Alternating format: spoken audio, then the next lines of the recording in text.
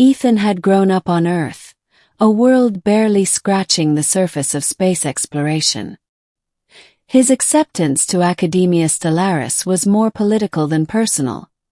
The Galactic Council wanted to show goodwill toward humanity. Ethan hadn't been chosen for genius or special ability. He was average in almost every way.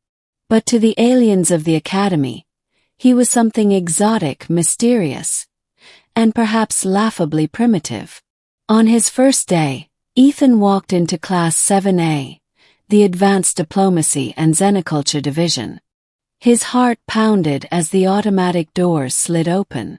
Every face turned toward him, and every face was female. The Academia Stellaris admissions AI, in its cold logical efficiency, had placed him in a class made entirely of alien girls. The room filled with gasps, whispers, and some poorly suppressed laughter. "By the stars, is that a human?" one girl muttered. She had pale blue skin and silver hair that shimmered like liquid metal. "He looks soft," another whispered, a reptilian girl whose scales caught the light like armor. "Fragile, like he'd break if you touched him." "He's so short," a towering avian girl chuckled. "How does he even survive on his planet?" Ethan swallowed hard, forcing a nervous smile. Hi.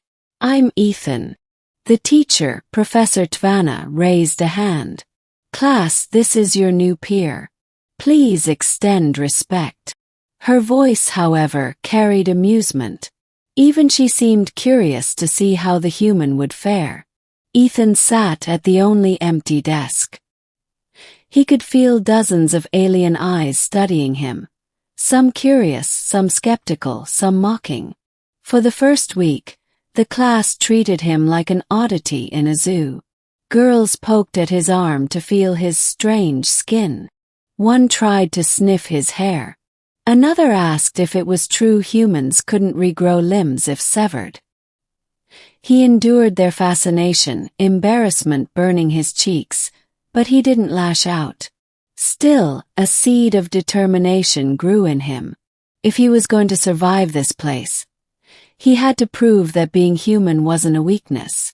Middle, tests, trials, and tension. The Academy prided itself on intense group challenges designed to test teamwork and creativity. Ethan's first chance to prove himself came during the cultural exchange simulation, a role-play where students had to resolve a crisis between two alien factions. The alien girls dominated the discussion. They spoke with confidence, throwing around terms and political history Ethan barely understood. When he tried to contribute, they brushed him aside. "Humans have no experience with galactic diplomacy," said Sarala, the crystalline girl whose body refracted light into dazzling rainbows. "Your perspective is irrelevant." Ethan sat quietly, his frustration boiling. But when the debate reached an impasse, he spoke again, hesitantly. "What if you stop thinking like politicians and think like people? Maybe the two sides just need to feel heard before they can trust each other." Silence followed.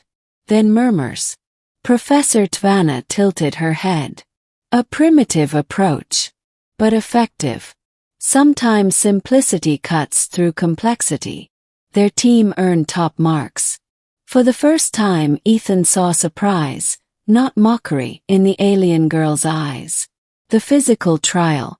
Next came the survival simulation, where students were dropped into a holographic wilderness and tasked with enduring 3 days using limited supplies.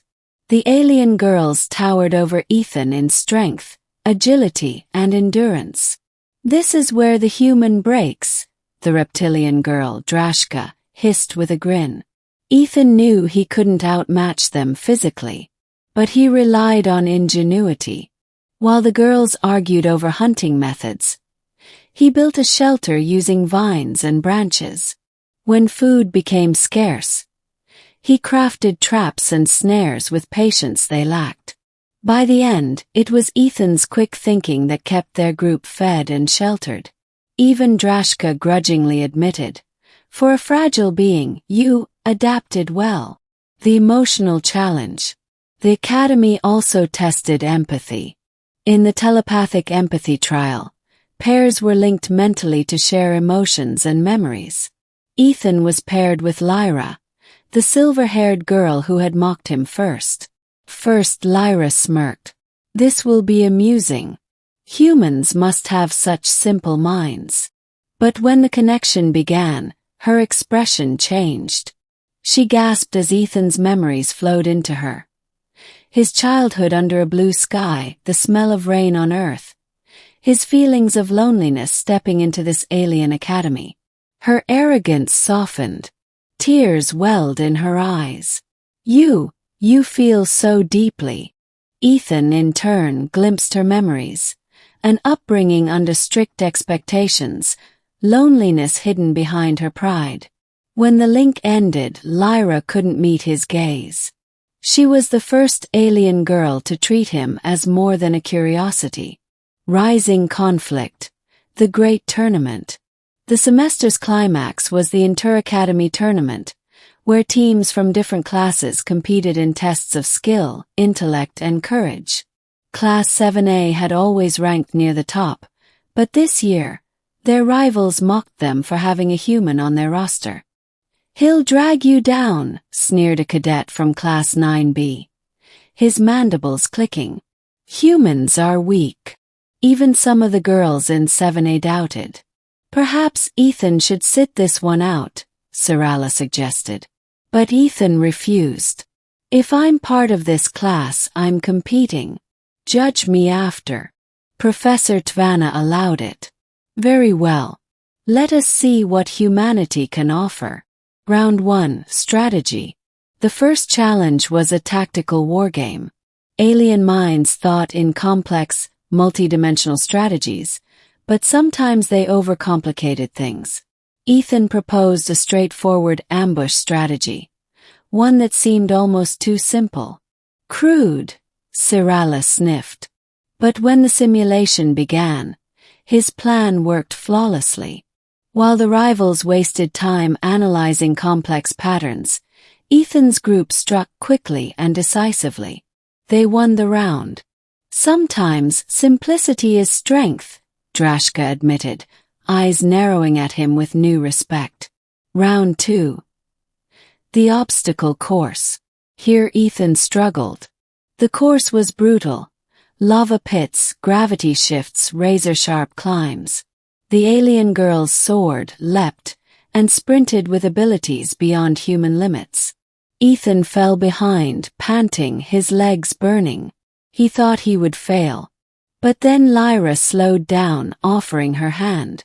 "Come on, human. We finish this together." Others followed suit. Drashka lifted him across a gap. The avian girl carried him during a gravity surge. Together they crossed the finish line. Not first, but united. For the first time, Ethan wasn't just an outsider. He was part of their team. Final round. The crisis simulation. The last challenge was a high-stakes crisis scenario. A colony under attack by rogue AI. Teams had to save as many civilians as possible before the city was destroyed. The alien girls charged in with raw power, blasting drones and shielding civilians. But they became overwhelmed by numbers. Ethan saw something they didn't. The AI's control tower hidden behind the chaos. He sprinted toward it, weaving through danger, hacking into the terminal with improvised coding skills he'd picked up on Earth. The tower collapsed, shutting down every hostile machine. The battlefield fell silent. Cheers erupted. Against all odds, it was the human boy who turned the tide. Ending, acceptance and belonging. That night, Class 7A gathered in the common hall. For the first time, Ethan wasn't sitting alone. Lyra sat beside him, her silver hair brushing his shoulder. Drashka clapped him on the back so hard he nearly fell over. Even Sarala's crystalline face softened with a smile.